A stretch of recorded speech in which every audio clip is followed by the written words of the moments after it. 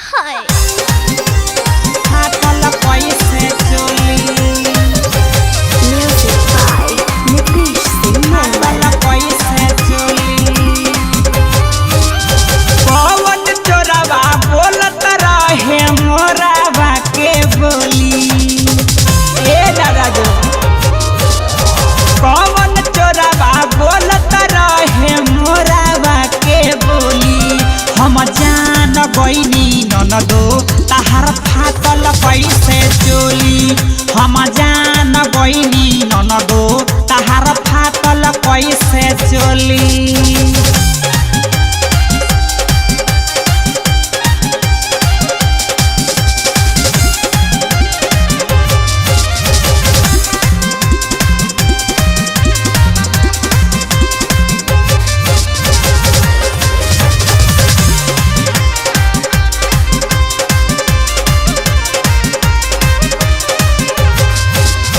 के बसवहरिया में छुपल रहेला रोजे राती छपरी पर फेंकता ढेला के बसवहरिया में छुपल रहेला रोजे राती छपरी पर फेंकता ढेला इहे चाल रही तो चलवाई देबू गोली अरे इहे चाल रही तो चलवाई देबू गोली हम जान गईनी ननदो तहार फाटल कैसे चोली हम जान गईनी खेलनो तहार फाटल कैसे चोली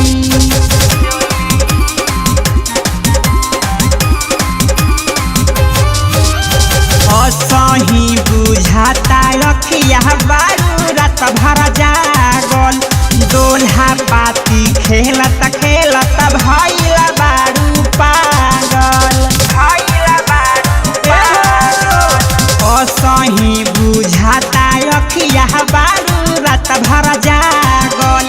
दोल्हा पाती खेलत खेलत भइल बारू पागल हंस के लगन में ननदो उठी तोहर डोली अरे हंस के लगन में तोहर उठी ननदो डोली हम जान गईनी बबुनी तहार फाटल कैसे चोली हम जान गईनी बबुनी तहार फाटल कैसे चोली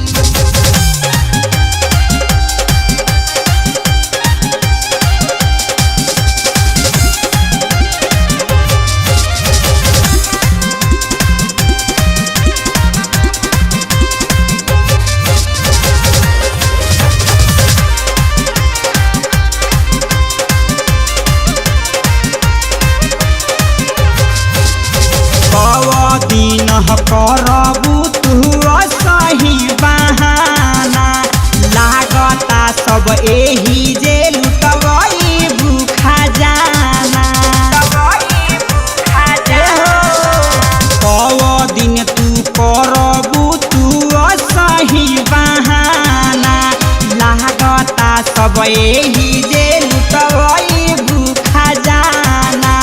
कहे दीपक गुडू कहियो टोली कहे दीपक काका गुडू मन कर कहियो टोली हम जान गईनी ननदो तहार फाटल कैसे चोली हम जान गईनी छिहत्तरो तहार फाटल कैसे चोली बोला ना स्टूडियो।